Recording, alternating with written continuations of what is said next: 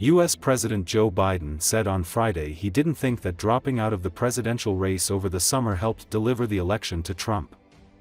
Biden stepped aside amid enormous pressure from Democrats following a disastrous debate performance, and Kamala Harris ran in his place with just a few months to set up a campaign that normally is years in the making. "I think I would have beaten Trump, and I think that Kamala would have beaten Trump," he said. "I thought it was important to unify the party. Even though I thought I could win again, I thought it was better to unify the party." Biden said he didn't want to cause a divided party to lose an election, adding, "That's why I stepped aside. But I was confident she could win."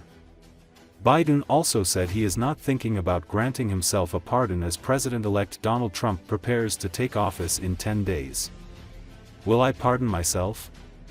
Biden asked in response to a question from a reporter. "No, I have no contemplation of pardoning myself," he said. "I didn't do anything wrong." The administration also announced Friday that it's expanding sanctions against Russia's critically important energy sector, unveiling a new effort to inflict pain on Moscow for its grinding war in Ukraine as President-elect Donald Trump gets set to return to office, vowing to quickly end the conflict.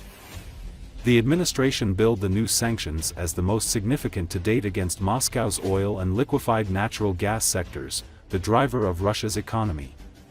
Officials said the sanctions, which punish entities that do business with the Russians, have the potential to cost the Russian economy upward of billions of dollars per month.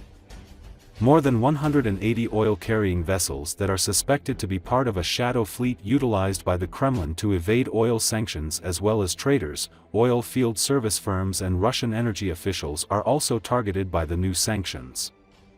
Several of the vessels targeted are also suspected of shipping sanctioned Iranian oil, according to the Treasury Department. In the move coordinated with Washington, the UK also slapped sanctions on Russian energy firms. The US and Britain are both targeting two of Russia's major oil producers, Gazprom Neft and Surgutneftegaz, and dozens of the company's subsidiaries. Everybody, thanks for your patience. It's been a long day. Mr. President, do you regret your decision to run for re-election? Do you think that that made it easier for your predecessor to now become your successor? I don't think so. I think I would have beaten Trump, could have beaten Trump, and I think that Kamala could have beaten Trump, would have beaten Trump. It wasn't about, I thought it was important to unify the party.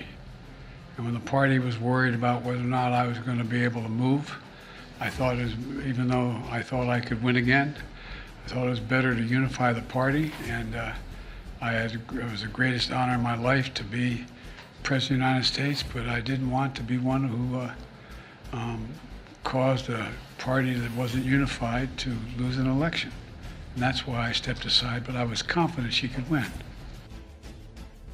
Mr. President, have you had any reaction to the President Trump's verdict today up in New York, and whether or not you believe that the punishment fit the crime? And also, sir, on pardons, have you ruled out a pardon for yourself or any other additional members of the family? For myself? Yes, sir. Well, what did I pardon myself for? That's what I'm asking. No, I have no contemplation of pardoning myself for anything. I didn't do anything wrong. You made today a decision about sanctions against Russia. Are you concerned that that decision will perhaps lead to gas prices going up? And can you explain why those sanctions were imposed today and not earlier in the term? The sanctions are imposed today because they will have profound effect on the growth of the Russian economy and make it more difficult for Putin to conduct his wars. It is probable that gas prices could increase as much as 3-4 cents a gallon, but it's going to have a more profound impact on Russia's ability to continue to act in the way it's acting in the conduct of war. Thank you.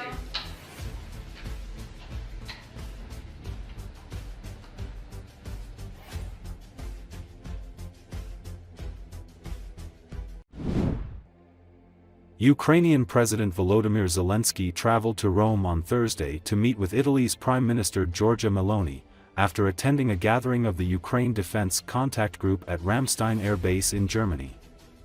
Zelensky was scheduled to also have a final face-to-face meeting with President Joe Biden in Rome on Friday, but the U.S. president canceled the trip because of the ongoing fires in California. According to a statement released by the Prime Minister's office, during the meeting with Zelensky, Meloni expressed him solidarity for the victims of the recent Russian bombings in Ukraine, and reiterated Italy's support for the legitimate defense of Ukraine and the Ukrainian people, in order to put Kyiv in the best possible conditions to build a just and lasting peace. According to Italian media reports, Zelensky will also meet with Italian President Sergio Mattarella on Friday.